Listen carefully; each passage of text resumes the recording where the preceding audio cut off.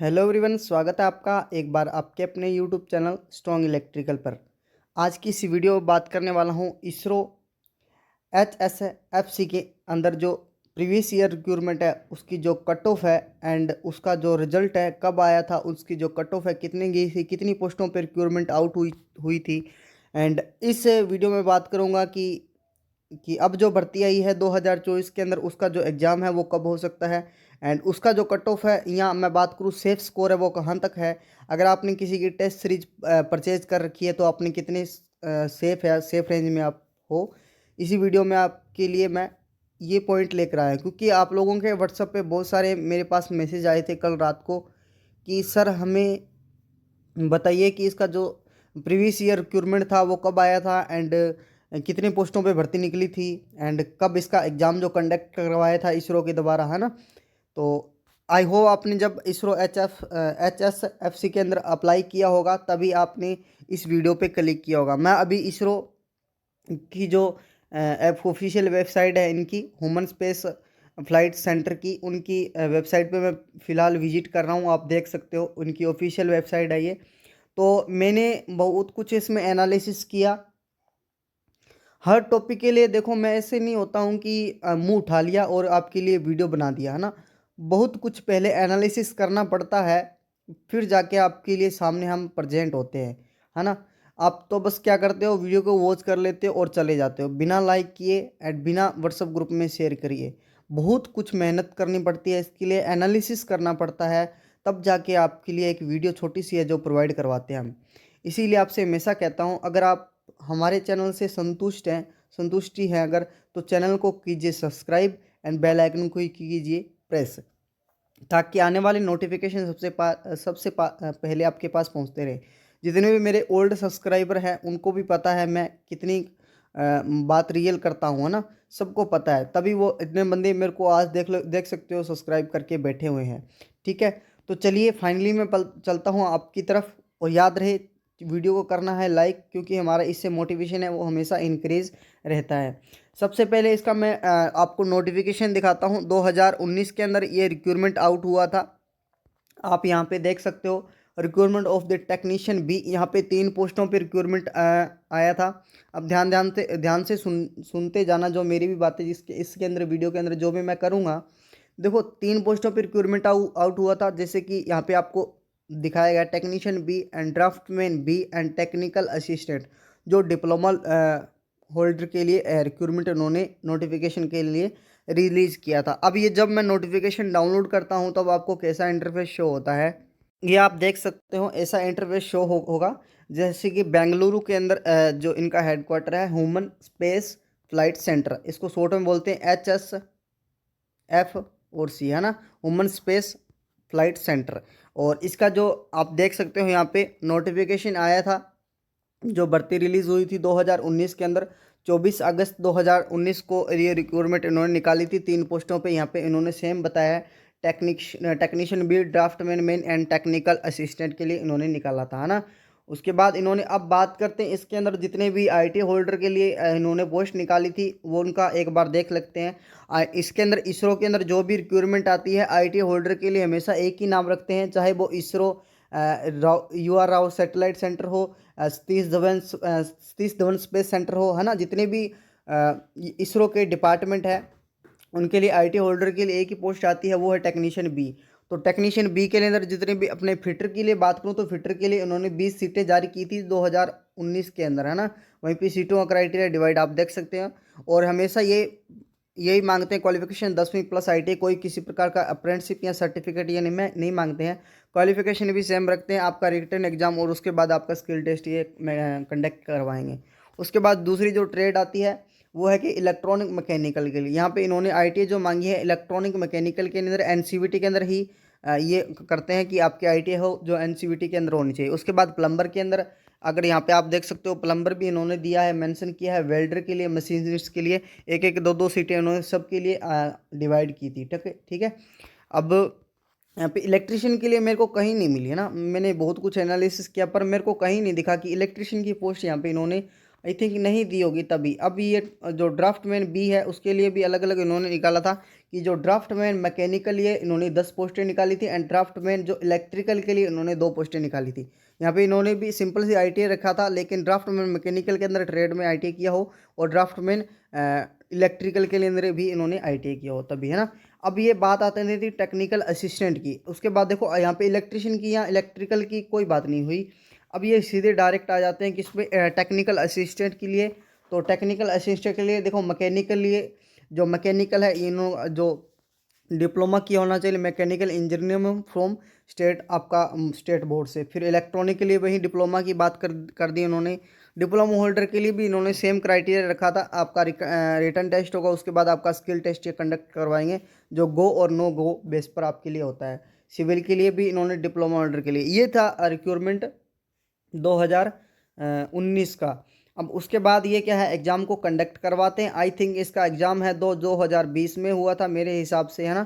तो या 2021 के अंदर, क्योंकि इसमें जो आप ऑफिशियल वेबसाइट पर देख सकते हो, यहाँ पे इनकी ऑफिशियल वेबसाइट है।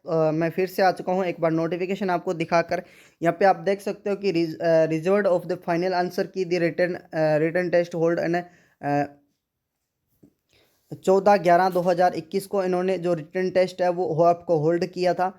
एंड उसकी जो, अच्छा, इसका सबसे बड़ा बेनिफिट ये रहता है कि इसका जो एग्ज़ाम है, इसरो जो ह्यूमन स्पेस फ्लाइट सेंटर है उसका एग्ज़ाम ऑफलाइन होता है। यहाँ पे आप देख सकते हो अब की बार भी पूरी संभावना यही है कि आपका जो एग्ज़ाम है वो ऑफलाइन होगा। 90% ऐसा मेरे को अनुमान लग रहा है कि आपका जो एग्ज़ाम है वो ऑफलाइन होने की पूरी संभावना है।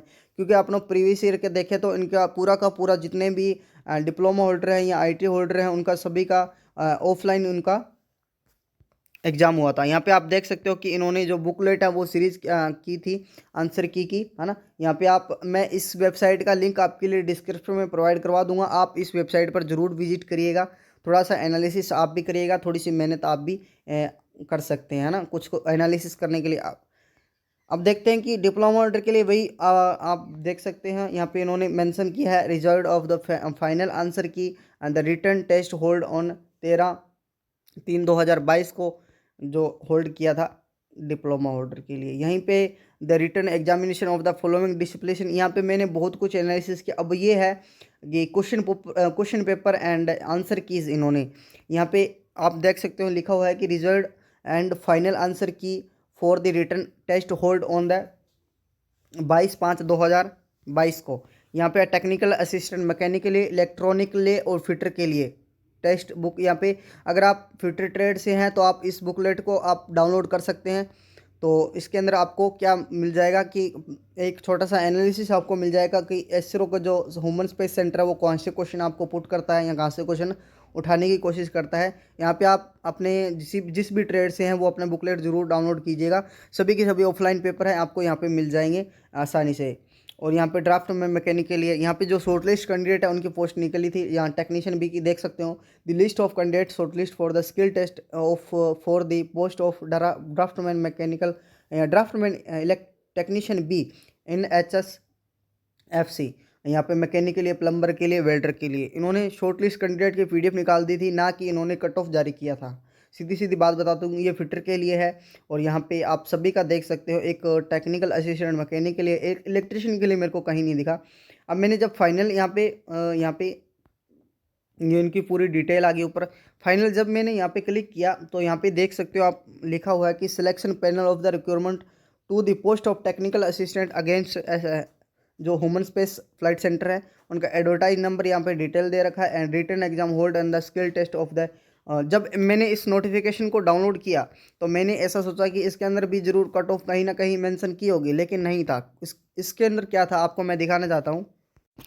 यहाँ पे आप देख सकते हो बेंगलुरु 560094 और 4 जुलाई 2023 का ये नोटिफिकेशन था। और एडवर्टाइज नंबर यहाँ पे देख सकते हो 2019, मतलब 2 से 3 साल लगभग भर्ती को लग चुके थे। एंड यहाँ पे आप देख सकते हो कि जितने भी कैंडिडेट हैं, शॉर्टलिस्ट कैंडिडेट हैं, उनका नाम एंड रोल नंबर इन्होंने मेंशन किया था। इन्होंने ये नहीं मेंशन किया कि इन बंदों का जो मार्क्स है वो कितने आए थे। जैसे 80 नंबर का आपका उस टाइम पेपर हुआ तो 80 नंबर्स में कितने इन्होंने मार्क्स क्वालिफाई किए थे फाइनल जो रिटन एग्जाम के अंदर, ठीक है। और स्किल टेस्ट के लिए तो आपको पता है ये पास हुए होंगे, तभी इनका जो फाइनल लिस्ट है वो आया था, है ना। यहाँ पे आप देख सकते हो the selection panel drawn at recruitment of the post technical assistant mechanical in HFC against advertise number and detail which of the written exam hold 22/5/2024 and skill test from hold and give below. यहाँ पे आप mention इन्होंने किया है कि आपका written exam state को and आपका जो स्किल टेस्ट है इसमें क्या है करवाया था। एंड यहाँ पे आप इनका सबका जो डिटेल है देख सकते हो। और यहाँ पे इन्होंने कुछ वेटिंग लिस्ट है वो भी जारी की थी। यहाँ पे आप देख सकते हो ये रहा वेटिंग लिस्ट नंबर 1। यहाँ पे जो 11 नंबर का बंदा है वो वेटिंग लिस्ट में था एंड विकास कुमार है जो भी वेटिंग लिस्ट में यहाँ। मतलब साफ साफ इसमें ये है कि अपने को कट ऑफ यहाँ पे मेरे को कहीं नहीं मिली। बहुत कुछ एनालिसिस किया आपके लिए मैंने, लेकिन कट ऑफ नहीं मिली है ना।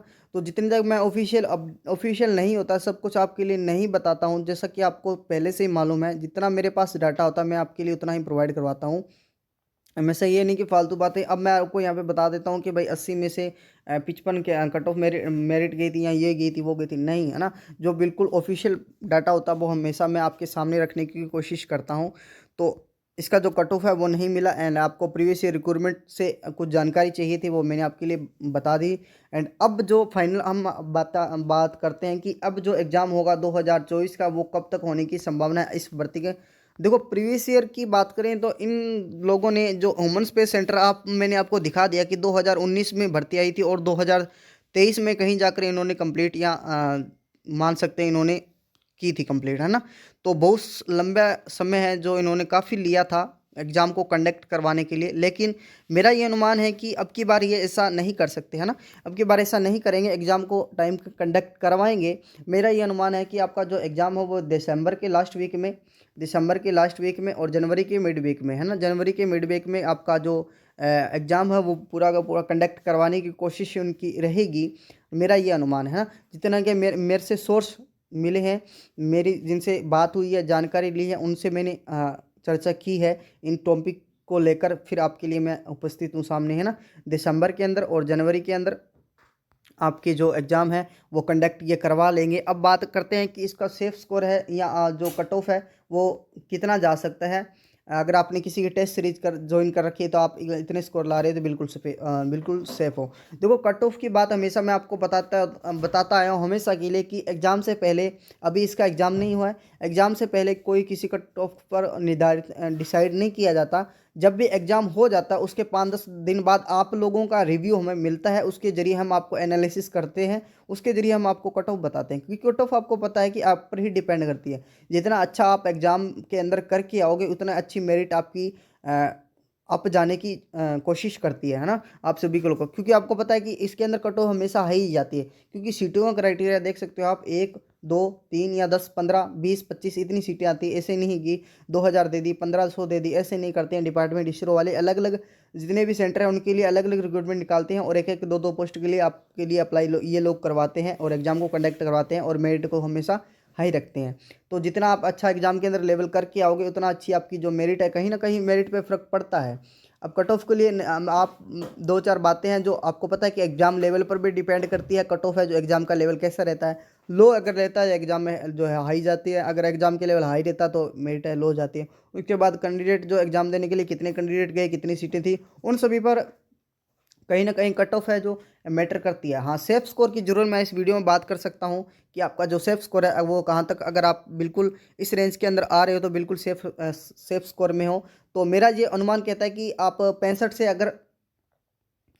से आप अगर 70 से 20 में अगर आ रहे हो तो मेरा ये अनुमान है कि आप कहीं ना कहीं फाइनल के लिए सिलेक्ट हो जाओगे ना। स्किल टेस्ट के लिए 2 लोग बाद फाइनल के लिए सिलेक्ट हो जाओगे, क्योंकि इतना मेरिट इशू होता है इसके अंदर। बाकी आप सबका क्या कहना है, आपकी सबकी क्या राय है, आपके लिए हमेशा कमेंट बॉक्स है वो हमेशा खुला रहता है। आप हमेशा आपकी जो राय है वो हमारे साथ ज़रूर साझा करें।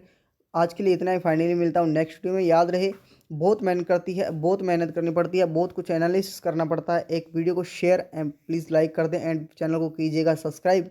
आज के लिए इतना ही, मैं मिलता हूँ नेक्स्ट वीडियो में। आपका यहाँ तक जुड़ने के लिए बहुत बहुत धन्यवाद।